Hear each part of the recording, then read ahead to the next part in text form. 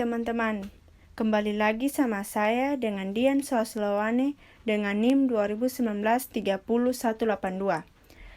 Baik teman-teman, di sini saya akan membahas sistem informasi akuntansi dan sistem pengolahan transaksi. Kita masuk pada peristiwa ekonomi.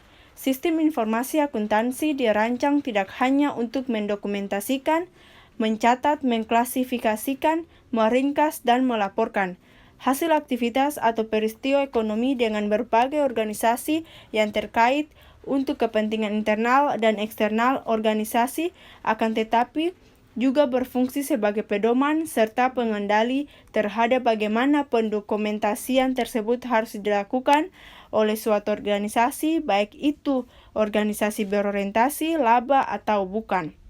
Akuntansi pada tahun 2000, Warren dan Fess 1996 mendefinisikan akuntansi sebagai sistem informasi yang menghasilkan informasi atau laporan untuk berbagai kepentingan baik individu atau kelompok tentang aktivitas atau operasi atau peristiwa ekonomi atau keuangan suatu organisasi. Sistem pengolahan transaksi. Sistem pengolahan transaksi memproses data yang berasal dari kejadian atau peristiwa ekonomi sebagai akibat dari operasi atau aktivitas internal perusahaan dan sebagai akibat dari aktivitas perusahaan dengan pihak luar menjadi informasi yang berguna bagi manajemen di tingkat operasional. Mengolah data secara batch atau secara online. Dalam pengolahan data secara batch, data terlebih dahulu dikumpulkan sampai data tersebut kemudian diolah untuk menghasilkan informasi. Aktivitas dalam sistem pengolahan transaksi terbagi menjadi 3, yaitu pengumpulan, pengiriman, dan pemasukan data. Semua data bernilai ekonomi yang berasal dari aktivitas operasi organisasi dan berpengaruh terhadap posisi keuangan organisasi perusahaan atau transaksi harus dikumpulkan, termasuk di dalamnya data yang berasal dari aktivitas yang berkaitan dengan bahan baku, proses produksi, penjualan, distribusi barang dan jasa. Pengolahan data dan manipulasi data. Pengolahan data menjadi format yang berarti dan berguna melibatkan beberapa aktivitas termasuk pengkodean dan pengklasifikasian, penyusunan, perhitungan, dan peringkasan. Sistem klasifikasi harus dibuat untuk menyimpan data agar dapat digunakan secara efektif bagi manajemen. Data harus diberi kode yang benar agar secara logis dapat disusun dan mudah untuk dibaca. Menyimpan data. Ada beberapa cara menyimpan data yang dapat digunakan, seperti data secara berurutan, acak dengan rumus, dan urutan yang indeks. Melaporkan. Produk dari SPT dapat berupa informasi keuangan atau akuntansi keuangan bagi manajemen tingkat bawah, dokumen intern organisasi, atau bisa juga dalam bentuk laporan keuangan untuk pihak eksternal. Semua dokumen atau laporan tersebut dapat dicetak kapan saja ke dalam kertas atau layar monitor. Siklus pengolahan transaksi. Siklus pengolahan transaksi merupakan prosedur atau urut-urutan subsistem pengolahan transaksi untuk menunjang siklus transaksi tertentu dalam suatu aktivitas bisnis perusahaan. Teman-teman bisa lihat pada gambar tersebut, itu adalah perjalanan siklus aktivitas bisnis perusahaan. Investasi modal, yang pertama itu siklus aktivitas bisnis dimulai saat modal diinvestasikan ke dalam perusahaan. Pengadaan, komponen kedua dalam siklus aktivitas bisnis adalah pengadaan bahan baku dan perlengkapan pendukung. Pengadaan ini dimaksudkan untuk meningkatkan modal usaha.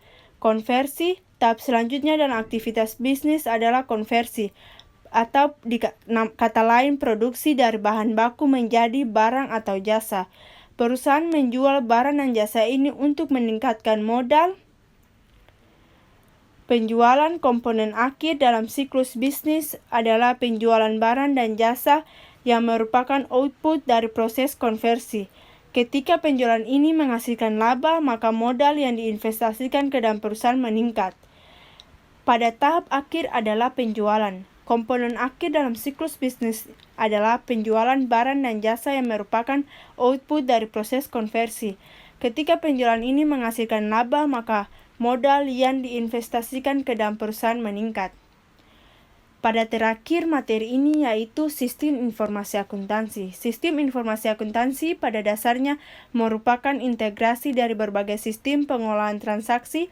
Sistem informasi akuntansi dapat didefinisikan sebagai kumpulan dari sub-subsistem atau komponen baik fisik maupun non-fisik yang saling berhubungan dan bekerja sama satu sama lain secara harmonis untuk mengolah data transaksi yang berkaitan dengan masalah keuangan menjadi informasi keuangan.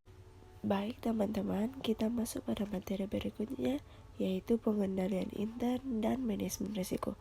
Mengapa pengendalian intern diperlukan teman-teman? Pengendalian meliputi semua metode, kebijakan, dan prosedur organisasi yang menjamin keamanan harta kekayaan perusahaan, akurasi dan kelayakan data manajemen, serta standar operasi manajemen lainnya. Teman-teman juga mesti perlu tahu tujuan pengendalian itu apa. Yang pertama, untuk memberikan jaminan yang meyakinkan bahwa tujuan dari setiap aktivitas bisnis akan dicapai. Yang kedua, untuk mengurangi risiko yang akan dihadapi perusahaan karena kejahatan, bahaya, atau kerugian yang disebabkan oleh penipuan, kecurangan, penyelewengan, dan penggelapan. Tujuan pengendalian yang ketiga adalah untuk memberikan jaminan yang meyakinkan dan dapat dipercaya bahwa semua tanggung jawab hukum telah dipenuhi. Alasan utama digunakannya pengendalian adalah untuk membantu mencapai tujuan dan mengurangi risiko. Teman-teman, kalian juga harus beritahu aktivitas perusahaan yang harus dikendalikan itu ada 2 aktivitas. Yang pertama sistem operasi dan kedua sistem informasi. Kalian juga harus beritahu tujuannya itu apa. Tujuan dari sistem operasi itu yang pertama, sistem operasi dapat berjalan secara efektif. Yang kedua, sumber daya digunakan secara efisien. Yang ketiga, dapat mengamankan sumber daya yang digunakan.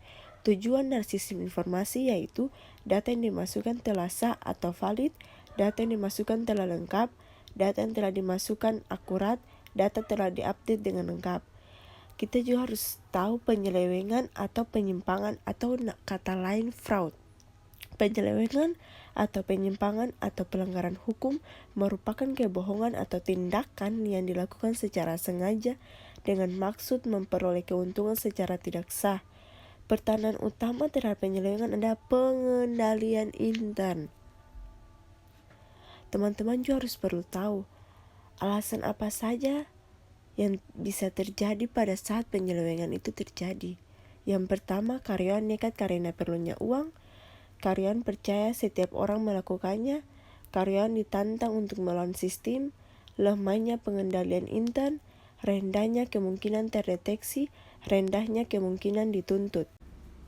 Pengendalian intern. Pengendalian intern dapat didefinisikan sebagai suatu proses yang dipengaruhi oleh dewan direksi, manajemen dan karyawan yang dirancang untuk memberikan jaminan yang meyakinkan bahwa tujuan organisasi akan dapat dicapai melalui yang pertama, efisiensi dan efektivitas operasi, yang kedua, penyajian laporan keuangan yang dapat dipercaya, yang ketiga, ketaatan terhadap undang-undang dan aturan yang berlaku. Apa saja komponen sistem pengendalian intern? Yang pertama, pengendalian lingkungan, yang kedua, penilaian risiko, yang ketiga, informasi dan komunikasi, yang keempat, monitoring. Sebelum kita masuk, apa itu pengendalian lingkungan? Lingkungan pengendalian adalah pembentukan suasana organisasi serta memberi kesadaran tentang perlunya pengendalian bagi suatu organisasi. Teman-teman juga mesti perlu tahu, lingkungan pengendalian terdiri dari apa saja. Yang pertama, integritas dan nilai etika, komitmen terhadap kompetensi, partisipasi dewan direksi dan tim auditor, filosofi dan gaya manajemen, struktur organisasi, pemberian wewenang dan tanggung jawab, kebijakan mengenai sumber daya manusia dan penerapannya. Integritas manajemen merupakan produk dari budaya organisasi. Kebijakan manajemen menunjukkan apa yang diinginkan oleh manajemen untuk terjadi, tetapi budaya organisasi menentukan apa yang sesungguhnya terjadi dan aturan mana yang harus diikuti.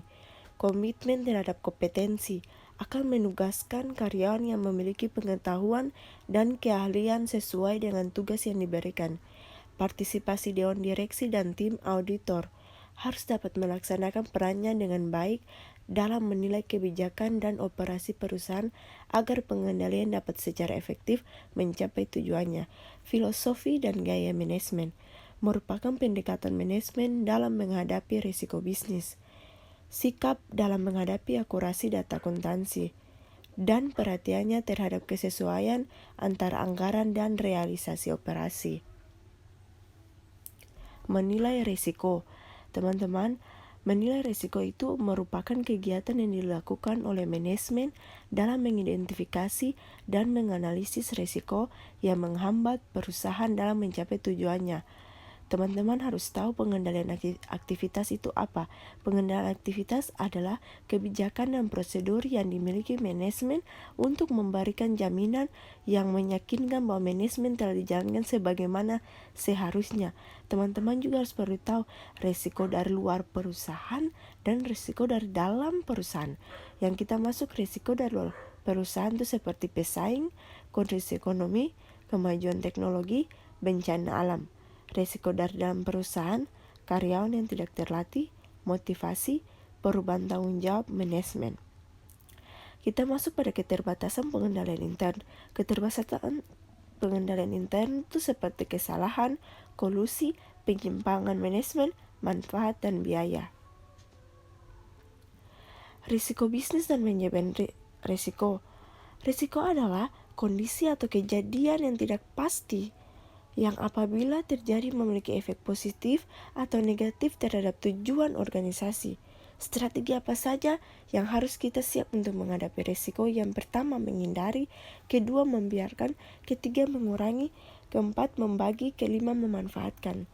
Risiko yang dihadapi oleh suatu perusahaan sangat bervariasi, tergantung kepada jenis perusahaan, dana, aktivitas bisnis yang dilakukan. Manajemen risiko, proses yang dipengaruhi dewan direksi, manajemen dan karyawan diterapkan dalam penyusunan strategi dan di seluruh perusahaan yang dirancang untuk mengidentifikasi kejadian yang berpotensi mempengaruhi perusahaan dan mengelola risiko agar risiko tersebut sesuai harapan untuk memberikan jaminan yang masuk akal yang berkaitan dengan pencapaian tujuan perusahaan. Kita masuk pada yang terakhir, yaitu pengendalian sistem informasi akuntansi. Pengendalian software bertujuan untuk memantau penggunaan software sistem informasi dan melindunginya dari akses yang dilakukan oleh pihak yang tidak berwenang. Pengendalian keamanan data dilakukan untuk meyakinkan bahwa file-file data baik pada CD atau DVD, flash disk, atau tape tidak diakses atau digunakan oleh orang yang tidak berwenang. Pengendalian administratif merupakan pembuatan standar, ketentuan, prosedur, dan disiplin untuk menjamin bahwa pengendalian organisasi telah dilaksanakan dan diterapkan secara tepat. Pengendalian aplikasi merupakan pengendalian khusus atas setiap aplikasi komputer yang digunakan, seperti aplikasi penggajian dan pemrosesan order. Pengendalian input merupakan prosedur untuk memeriksa akurasi dan kelengkapan data pada saat dimasukkan pada sistem. Pengendalian pelaksanaan proses dilakukan dengan tujuan untuk mengetahui bahwa data-data benar, lengkap, dan akurat selama dilaksanakannya pemuktahiran data. Pengendalian output menjamin bahwa hasil dari proses komputer akurat, lengkap, dan telah didistribusikan dengan tepat. Encryption adalah pengkodean data yang digunakan untuk melindunginya agar tidak dibaca atau diakses oleh pihak yang tidak berwenang. Standing data adalah data yang tetap berada dalam sistem dan mempengaruhi arus transaksi yang masuk dan keluar dari sistem informasi.